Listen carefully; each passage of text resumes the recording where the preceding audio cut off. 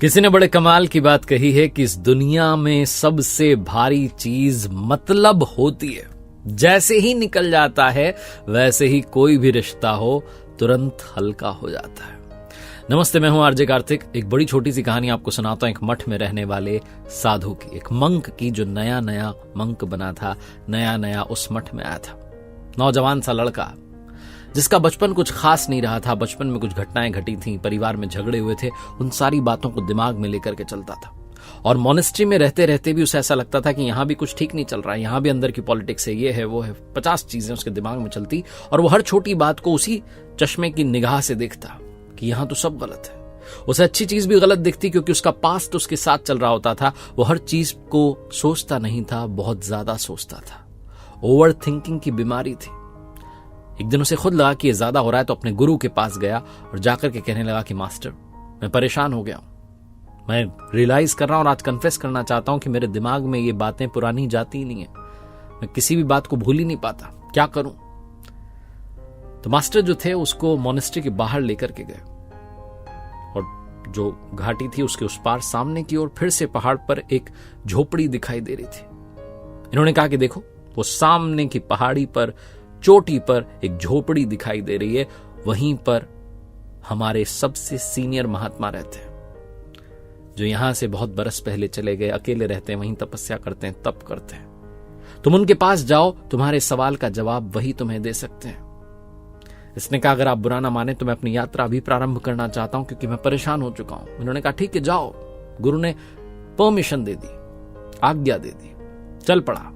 तुरंत वो मॉनेस्ट्री वाला जो पहाड़ था उसे उतरा, उसके बाद सामने वाले पहाड़ पर चढ़ गया और पहुंच गया उसी झोपड़ी के पास जहां वो महात्मा जी जो ओल्ड मंक थे, सीनियर थे, वृद्ध थे, वो अपनी तपस्या में लीन थे। जब उनका ध्यान समाप्त हुआ तो उसने प्रणाम किया और पूछने लगा कि मैं बहुत परेशान हूं मास्टर, मुझे ठीक कर दीजिए। मैं पुरानी बातों को दिमाग में लेकर के चल रहा होता हूं और हमेशा परेशान रहता हूं। मेरे बचपन में कुछ घटनाएं घट गई और अब तो मॉनेस्ट्री की बातें भी मेरे दिमाग में दिन भर चल रही होती हैं। जो मास्टर थे बहुत सहज भाव से मुस्कुराए और बोले कि परेशान होने की बात ही नहीं है, तुम्हें तुम्हारे सवाल का जवाब दे दूंगा। उससे पहले नीचे वो घाटी में जो तुम्हें दिख रहा है गांव, उस गांव में हमारे एक शिष्य ने आज निमंत्रण दिया है भोजन का, तो आज दिन का भोजन वहीं होगा। तुम भी मेरे साथ आओ, वहीं पर भोजन करेंगे। इसने कहा ठीक है, जैसी आपकी आज्ञा। जब चलने लगे तो जो बुजुर्ग संत थे उन्होंने कहा कि बेटा एक काम करो, ये पत्थर अपने कंधे पर ले लो। आज्ञा थी इसलिए माननी पड़ी, आदेश था, माना। उठा लिया इस लड़के ने उस पत्थर को। वो जो बुजुर्ग महात्मा थे वो तो उतरते चले गए स्पीड में और नीचे पहुंच गए। कुछ ही मिनटों के अंदर वो पहाड़ उतर चुके थे। इसके कंधे पर वो भारी सा पत्थर था। थोड़ी देर बाद इसे लगने लगा कि इसे उतार देना चाहिए, लेकिन फिर इसने सोचा कि पता नहीं क्या इसके पीछे का सीक्रेट है, क्या इसके पीछे की मिस्ट्री है, रहस्य है, क्या पता इसी में कुछ जवाब छुपा हो। तो भारी मन से उसको लेकर के उतरने की कोशिश करने लगा। बैलेंस नहीं बन पा रहा था, जैसे तैसे संतुलन बना रहा था। कभी वो पत्थर गिरने को हो रहा था, कभी ये खुद गिरने को हो रहा था। पसीने से लथपथ हो गया, आधा पहाड़ उतरा था और हालत खराब हो गई कि क्या करूं। गिव अप नहीं करना चाहता था, हौसले से भरपूर था। बोले नहीं, लेकर के जाऊंगा, जैसा आदेश है। लेकर के उसको उतरा और फाइनली जब पहाड़ से उतरा तो देखा कि वो जो महात्मा जी थे वो गांव के बाहर ही एक पेड़ के नीचे बैठ करके मुस्कुरा रहे थे। इसने कहा आप हंस रहे हैं, मुस्कुरा रहे हैं, यहां हालत खराब हो गई है, ये क्या आपने मुझे टास्क दे दिया? रहस्य बताइए, जवाब दीजिए मेरे सवाल का, कैसे भूलूंगा ये सब। बोले कैसी रही तुम्हारी यात्रा? बोले कहां रही यात्रा, मैं तो जैसे ही चला इस पत्थर को लेके तब से सोच रहा हूं कि ये क्या मुझे मुसीबत दे दी है। तो उन्होंने कहा कि छोड़ क्यों नहीं दिया इसको? उसने कहा आपने कहां कहा था इसको छोड़ने के लिए? बोले मैंने बस यही कहा था कि इसको उठा लो। कितनी देर उठाना है ये नहीं बोला था। उठा करके तुम तुरंत भी छोड़ सकते थे, लेकिन तुम तो इसे लेकर के आते चले गए। पूरी यात्रा तुमने दर्दनाक बना ली, पूरी यात्रा में दुख झेलते आए हो।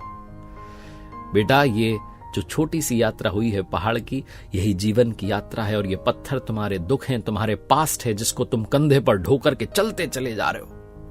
सबसे आसान तरीका है नीचे रख दो। जैसे ही नीचे रख दोगे तुरंत चेहरे पर मुस्कान आ जाएगी।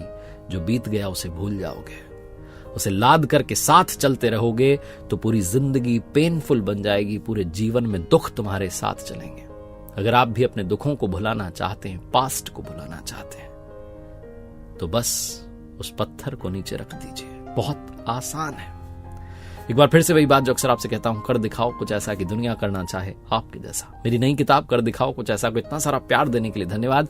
आप अभी के अभी अमेजॉन, फ्लिपकार्ट या आपके पास वाले बुक स्टोर से मंगवा सकते हैं, पढ़ सकते हैं। उम्मीद है आपको पसंद आएगी।